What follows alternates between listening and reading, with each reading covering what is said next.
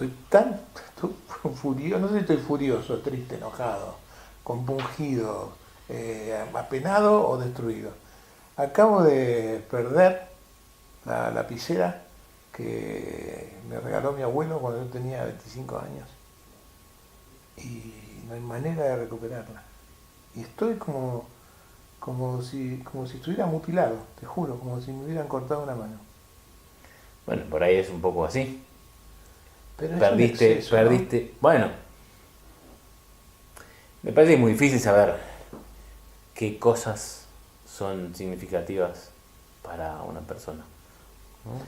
No, Porque yo me digas, es una entiendo. lapicera, es un recuerdo, pero me parece a mí que cualquier cosa, por decirlo así, puede necesitar de hacer un duelo. No, eso lo sé en teoría. Lo que pasa es que en la práctica entender que esto es así, porque esto pasó hace 2 días, ¿no? Digo, tengo la esperanza que dentro de una semana me duela un poco menos, ¿no? Y espero que así sea de verdad. Posiblemente te duele, por ahí depende de lo que hagas en esta semana. A ver. Bueno, porque un duelo necesita tiempo, obviamente, como vos ya sabés. Sí, claro. Y duelo viene porque duele, efectivamente. Sí, sí, Pero me claro. parece que, De paso, entonces, aclaro, un duelo es un proceso como tal, como todos los procesos implican tiempo y cambio. Eso quiere decir proceso, tiempo y cambio. El duelo es un proceso y por eso requiere tiempo y cambio. Y yo eso lo entiendo y lo puedo explicar. Pero de ahí a poder tolerar el tiempo hasta que pase ese cambio es muy fuerte, ¿no? Porque como vos decís, el duelo duele. sí, pero me parece que quizás hay algunas partes del proceso que suceden solas y algunas partes que se podrían detener si uno no acciona sobre ese proceso. ¿Mm? Traduzco un duelo patológico. Bueno, sí, puede pensar. Digo, ¿no? Si se De eso detiene. estamos hablando. Sí, sí. Pero igual de todas maneras, aún sabiendo esto, cuando yo me di cuenta que no tenía la lapicera y que volví a buscarla y ya no la encontraba, yo no podía creer. Mm. Empecé a pensar que la había dejado en mi casa. Empecé a revolver mi casa por todos lados, sabiendo que no estaba ahí, ¿eh? Pero no podía creer que la hubiera perdido. Bueno, es la primera fase del duelo, que es la negación de la pérdida. A mí me gusta mucho, lo hemos hablado una vez, la comparación que se hace entre el proceso del duelo y el proceso de una herida física en el cuerpo. Sí, claro, Una, me acuerdo, lo puse un duelo letra por letra en El Camino de las Lágrimas. Sí. Un duelo es una herida emocional, una pérdida es una herida emocional. El duelo es el proceso de curación de esa herida, podemos pensar. Y sigue bastante fidedignamente los pasos de una herida. Lo primero que sucede cuando uno tiene una herida cortante en la piel es que hay una vasoconstricción. Es decir, que las venas y los pequeños capilares que están ahí en la piel se contraen para que la sangre no salga. Así que hay un primer momento en que uno se corta y no sale sangre. A veces dura muy poquito, dura unos segundos. Pero existe ese proceso y me parece que emocionalmente también. Tiene un primer momento en el cual niega la pérdida. A veces, como en el caso de tu lapicera, trata de negarla literalmente, es decir, no la perdí. A veces cuando no se puede negar la pérdida, no puedo descreer esto que sucede, yo creo que se intenta una negación que es pensar que no tiene ningún valor lo que perdí. Decir, igual no me importaba. Perdí la lapicera, pero no me importaba. No la usaba. No la usaba, bueno, es un recuerdo, ¿a quién le importa? O si es una persona, bueno, igual no era una buena persona. Bueno, no tienes una pelea con alguien, no lo vas a ver nunca más. Bueno, era una mala persona. Y uno tiende a intentar defenderse de la pérdida con un mecanismo de no perdí nada porque igual lo que perdí no tenía ningún valor. Sí, pertenece a la misma familia de la negación. Exacto, es una especie de negación, un poco más elaborada, pero esa es la misma primera fase, que es una especie de negación. Muy bien, la sangre no sale enseguida porque la vasoconstricción intenta controlar todo. Pero después la sangre empieza a salir. Es la segunda fase. La segunda fase es la hemorragia. En el caso de una herida, la hemorragia empieza a salir la sangre. En el caso de una herida, de una pérdida emocional, lo que sale es el dolor. El dolor, el llanto, la congoja, a veces la bronca. Dicho de otra manera, aquello que la negación intentaba evitar. Intentaba retener, por supuesto, que no saliera eso. Y me parece que es importante... Es decir, que es más sano el dolor que la negación, quiero decir, por si alguien no se da cuenta. Por supuesto. Muy bien. A veces pareciera que hay como mucha virtud en esto de permanecer así, incólume. Y bueno, la gente de alguna manera fomenta eso, ¿no? Uh-huh. La gente dice, qué bien te veo, muy bien, en fuerza, hay que seguir adelante, la vida continúa, pirín, plan, plan, plan, plan, cosas que de alguna manera Uh-huh. conspiran contra que el otro se conecte con el dolor, ¿no? Quiero decir, si vos me decís, bueno, che, ya la pisé de miércoles, qué sé yo, ¿para qué la quería? Igual estaba vieja, la verdad que a mí me irritaría y me molestaría mucho, ¿no? Pero de alguna manera hay gente que me lo va a decir. Claro, sí, o de modos más elaborados, que es bueno, no le tenés que dar importancia, pensá en otra cosa, no pienses en eso. No, me parece que es uno de los modos en los que el proceso de duelo se puede detener. Pensá en otra cosa. Me parece que se usa mucho con los niños. La idea de que hay que evitar que sientan, que se angustien, que lloren frente a una pérdida. Hay que hacer todo lo posible para hacerles una especie de ilusión de que no se ha perdido nada. Bueno, esto yo te puedo contar un recuerdo de la infancia. Al lado de mi casa vivía un amiguito mío, Horacio, y Horacio tenía un perrito, un Basset Hound, que se llamaba Bobby, creo, Bobby, al que adoraba y que los dos jugábamos con él, y era un perrito que le adoraba, hasta que un día el pobre Bobby lo pisó un camión, en la puerta de la casa lo pisó un camión. La desesperación de Horacio era terrible, una desesperación que duró poquito, porque al día siguiente el padre le trajo otro perro, igual a ese, al que le pusieron Bobby de nombre, igual. Lo cual, Sí, un claro, poco espeluznante. para mí hoy lo pienso y me parece espeluznante, ¿no? Es una manera de negar todo, hacer de cuenta que no pasó nada, ¿no? Un horror, digo, una negación de la realidad absurda, cuando de hecho una de las razones para tener una mascota es dar un tipo de entrenamiento a nuestros hijos de que la vida no es eterna, ¿no? Uh-huh. Sí, así que la segunda etapa, que es esta de la hemorragia, el dolor, no tenemos que tener miedo, hay que pasar por esa etapa, hay que atravesar ese dolor, hay que sentirlo, hay que expresarlo también. Es bastante recomendable hablar de la cuestión, aunque ese hablar, la gente dice, no quiero hablar porque me pongo mal. Pero sí, es así como se atraviesa eso. Sí, y tampoco el consejo de no llores, no dejalo, no pienses, ¿no? Claro. Uh-huh. La tercera etapa en una herida en la piel es, bueno, cuando empieza a recuperarse el tejido. Ahí sucede que hay una especie de tapón, que es la famosa cascarita que no se le hace, y por debajo de eso el tejido de la piel que empieza a recuperarse y a volver a crecer, aunque no exactamente de la misma manera. Qué interesante la metáfora, porque para que se forme la cascarita tiene que haber sangrado. Uh-huh. Porque la cascarita está formada por las plaquetas que vienen con la sangre, así que si no hubiera habido sangrado no hubiera habido cascarita. Si traslado esta metáfora, si la persona no puede llorar su duelo, doler su duelo y sentir su duelo, no puede nunca empezar a sanar la pérdida. Uh-huh. Sí, así es. Me parece que en el proceso del duelo ese tapón tiene mucho que ver con... el tapón es como una especie de...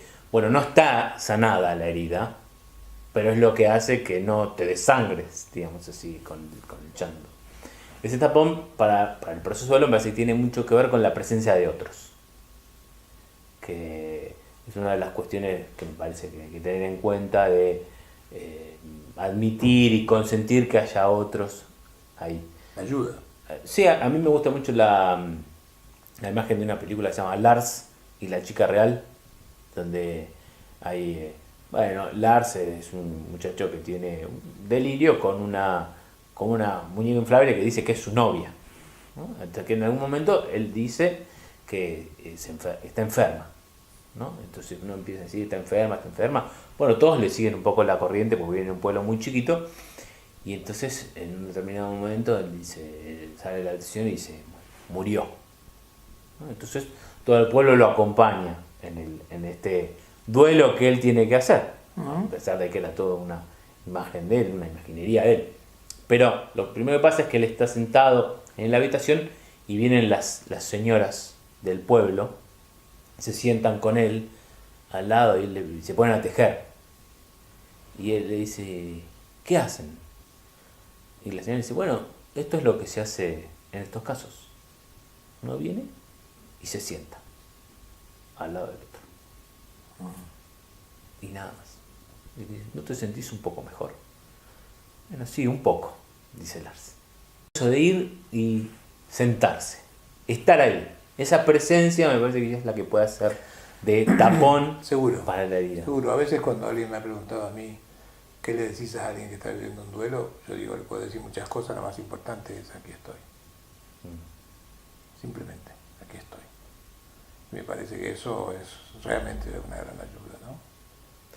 Bueno, así que este es el tapón, me parece.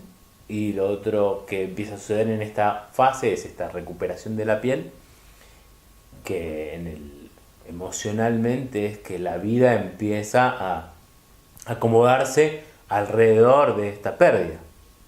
Uno empieza a ver cómo va a continuar la vida sin esto que estaba antes, cómo va a continuar la vida sin tu lapicera.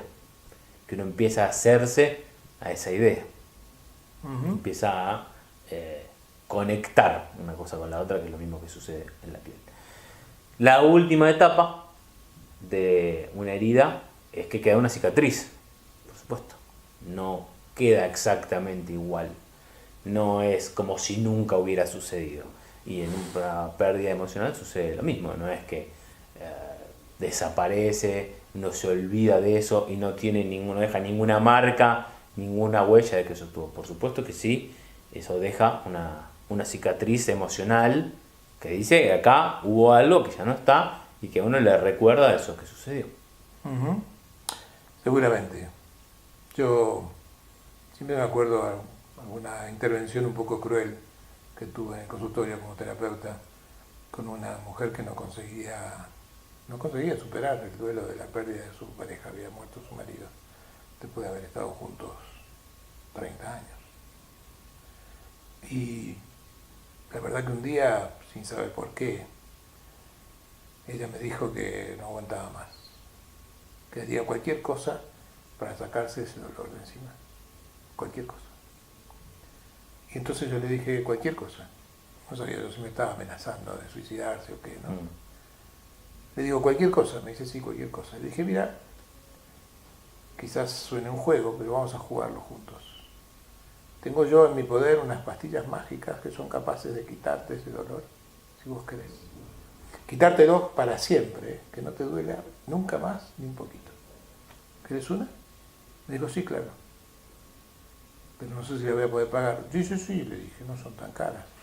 Pero tenés que pagar el precio que tienen las pastillas. Cualquier precio, me dijo. Bueno, el precio es, te tomás una de estas pastillas y te olvidás para siempre de que tuviste este marido. Desaparecerá de tu memoria y de tu recuerdo. Y por lo tanto no te dolerá haberlo perdido. Me dijo, no, ¿cómo me vas a privar de eso? Le dije, bueno, esta es la historia. El duelo es el símbolo de aquello y el recuerdo de aquello y el amor de aquello que tuviste y hoy no tenés. Y forma parte de este proceso. Renunciar a eso es desmerecer el valor que tenía cuando estaba a tu lado. Bueno, seguramente que ese es el mejor lugar al que puede arribar un duelo, que es La fecundidad, ¿no? es el regocijo porque esto haya estado en mi vida la cantidad de tiempo que estuvo, en lugar de el dolor porque ya no está. Tal cual. Tengo el agradecimiento de que estuvo. Quizás valga la pena, como excepción hoy, dejar un mensaje para vos. Por si acaso estás viviendo un duelo y te cuesta dejar de penar por aquella persona que no está. Solamente una cosa. Pensá en qué te diría si pudiera hablarte.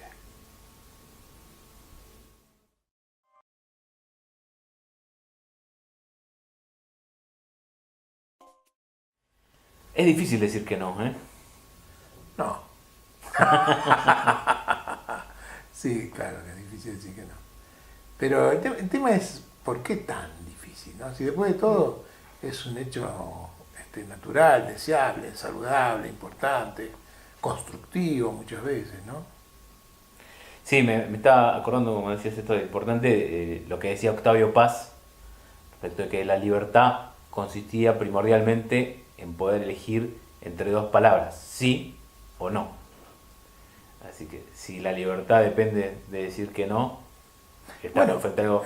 Estamos jugándonos la libertad. Es que esa es quizás una de las pocas libertades que conservamos y que conservamos siempre. Quiero decir, nadie puede hacer todo lo que quiere. No tiene la capacidad potencial para hacer todo lo que quiere. Puede desear muchas cosas y que sea realmente incapaz de hacerlas. Pero siempre se puede no hacer lo que uno no quiere. Siempre puedo decir que no. A veces es muy caro, a veces el precio es muy costoso. Pero siempre puedo decir que no. Siempre será mi opción en última instancia. Y quizá por eso es que vale la pena recordar que uno no es responsable de lo que siente, seguramente no, porque lo que sentís quizás no depende de tu voluntad, de tu hecho voluntario, y no es responsable de todo lo que sucede a tu alrededor, pero sí, siempre sos responsable de haber hecho lo que decidiste hacer o de haber dejado de hacer lo que decidiste que no querías hacer. Sí, pensaba que siempre tiene un costo decir que no. A veces más grande, a veces más chico, pero siempre tiene un costo y que posiblemente por no querer pagar ese costo es que terminamos diciendo de que sí cuando queremos decir que no. Hijo mío, te voy a decir esto como padre, te lo dije cuando tenías 15 años. Todo lo que es realmente bueno tiene un precio en la vida. Y aprender a decir que no tiene un precio, claro que lo tiene. Pero lo que pasa es que el precio es muy... No es costoso, pero no es caro, porque vale cada gramo. Ese precio evidentemente tiene que ver con perder un poco de amor o de afecto o de buena estima de aquel al que le decimos que no. Y no sé, imagínate que viene tu hijo y te dice, papá, no vayas a trabajar. Quédate Me lo dice porque... todos los días.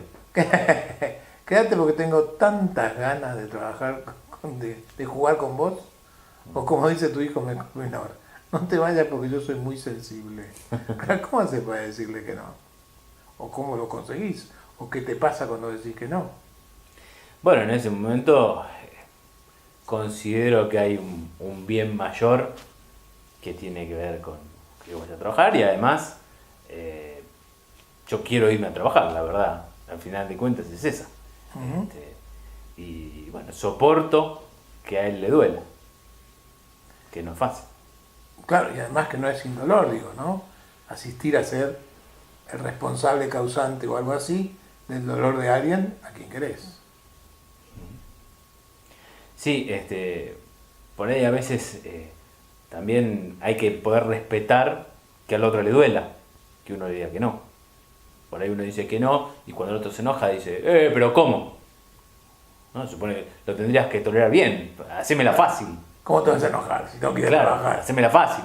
Y en realidad me parece que tendríamos que poder entender también que frustrar los deseos del otro puede ser doloroso y que es comprensible que así sea, y está de nuestra parte, de aquel que quiere decir que no, también tolerar eso. Yo creo que sí, yo creo que el problema está en que esta historia medio, vamos a llamarlo culposa, de ser responsable de que al otro le duela, a mí no, hace que yo empiece a tratar de buscar maneras de esquivar esa culpa, ¿no? Disfrazando los no, Sí. ¿no? Dándole otro matiz, diciendo que no sin decir que no, cambiando de tema, hablando de otra cosa, postergando la decisión, reemplazándolo por otra historia. Sí, o quizás peor, diciendo que sí, aceptando y cambiando mi conducta. A mí me gusta esa idea. Me gustaría preguntarte por qué es peor. Bueno, creo que es peor por varias cosas, me parece. Primero porque cuando uno dice que sí y en realidad quiere decir que no, primero está siendo deshonesto. Aunque sea la mentira que al otro le gustaría escuchar, es una mentira igual. Correcto. Segundo porque me parece que te mostrás como alguien que no sos. Le das una idea equivocada de quién sos, de qué te gusta, de qué preferís, cuando aceptás lo que en realidad no querés aceptar. Tercero, me parece que es obvio que si uno tiene demanda de un lado y del otro, así que si no le puede decir que no a nadie, prontamente termina teniendo que ocuparse de esto, ocuparse del otro, termina sobrecargado, ocupándose de más cosas de las que uno quisiera ocuparse y sin tiempo para dedicarse a las que a uno le gustaría hacer. Así que rápidamente termina cargando con un montón de cuestiones y agotándose. Y una última cuestión que me parece que por ahí a veces se pasa por alto es que yo creo que uno termina resintiéndose con la persona a la que le dije que sí y en realidad quería decir que no. Vos me invitás al cine y yo no tenía ganas, pero no me animo, no, porque te va a doler, porque te vas a enojar, porque me siento mal, porque me siento culpable, responsable. Digo, bueno, está bien, vamos. Al final de la película voy a terminar un poco enojado con vos por ese tiempo que te dediqué y yo no quería haberte dedicado o quería dedicar a otra cosa. Aunque vos no me lo hubieras exigido, aunque vos no te hubieras enojado, aunque vos quizás hubieras entendido mi no, igual termino resintiéndome, porque termino cobrándote esas horas, ese tiempo, eso que no hice, y entonces al final ni siquiera te estoy haciendo un favor. Yo pienso, no, bueno, voy a aceptar porque pienso que, bueno, quiero hacer algo bueno por vos. Y al final ni siquiera termino haciéndote un favor, al contrario, porque lo que te estoy dando al final es mi resentimiento. Yo diría que eso es muy malo, pero que hay peor. Peor que eso todavía. Claro, porque me acuerdo de Eric Verne cuando hablaba del álbum de estampillas, ¿no? Que decía, cada vez que hago por vos algo que yo no quiero, pensando que lo hago por vos, abro un álbum y pego una estampilla, diciendo me debes una. Sí. Me debes una. Guardo la factura, diría, Claro, no soy más que anoto, pongo me la debes estampilla. otra, me debes otra, me debes otra. Y un día que te pido y no me querés complacer en aquello que yo te pido y vos no querés, te muestro el álbum y te digo, no, para que vos me debes todas las estampillas, ahora pagame, ¿no? Hasta que un día no puedo hacer eso, lleno el álbum de estampillas y la relación se rompe. Y nadie sabe por qué a veces, pero en realidad se ha roto porque está lleno el álbum de las cosas que hice sin querer hacerlas, creyendo que las hacía para cuidar esta relación y en realidad las estaba dañando, ¿no? Bueno, pero también es cierto que hay casi un ideal, no sé si cultural, social, que dice que las relaciones tienen que funcionar así. Hoy por ti, mañana por mí.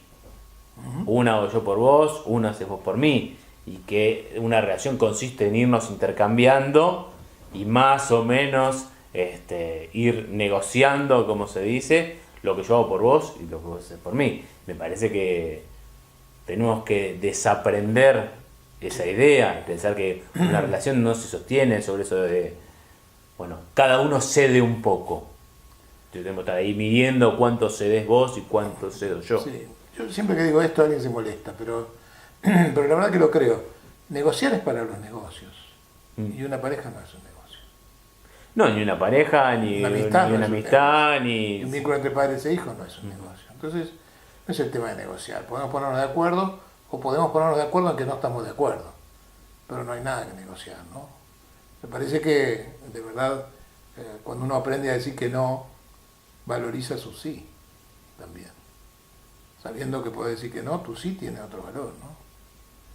Esta historia que alguien dice a veces, y no le podía decir que no. ¿Y entonces qué valor tiene que le hayas dicho que sí? No tiene ningún valor. Si no lo hiciste por tu decisión y lo hiciste porque no te animaste a decir que no, tu sí no tiene ningún valor. Me parece que el no tiene que ser claro, y además tiene que ser contundente, y además tiene que dar por finalizada la situación, como dice Hugo Finkelstein, ¿no? ¿Cómo dice? Hugo Finkelstein tiene escrito un poema que a mí me parece encantador en realidad y me parece muy claro. ¿Sí? ¿Lo abrís? Sí. Lo busco.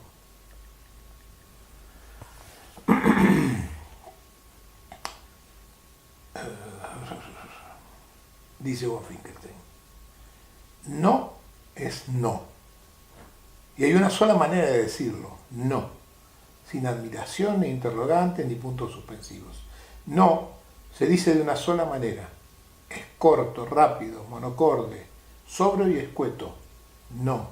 Se dice una sola vez, no, Con la misma entonación, no. Como un disco rayado, no.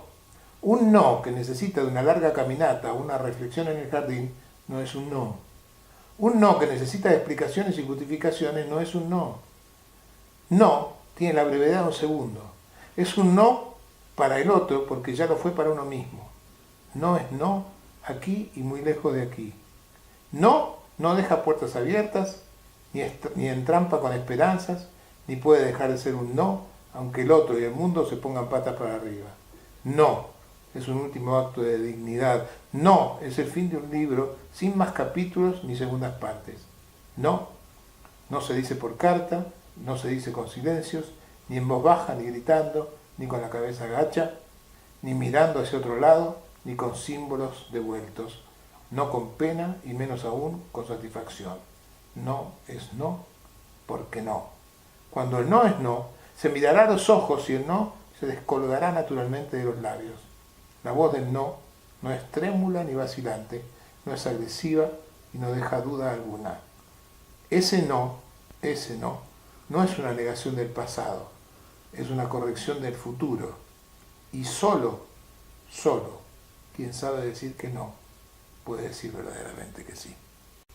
La verdad que escuchándolo me parece absolutamente fundamental, absolutamente importantísimo el valor de decir que no y el valor de respetar y entender que tenemos que respetar el no de los demás y que es un derecho absolutamente irrevocable de cada uno poder disponer de su libertad para decir que no. Está muy bien, para eso tendríamos que bajarnos de muchas cosas aprendidas, de las cuales alguna vez tenemos que hablar, de nuestra tendencia a manipular para no tener que soportar los no que presumo que el otro me va a decir. Otra vez, pero esta vez no. Ok.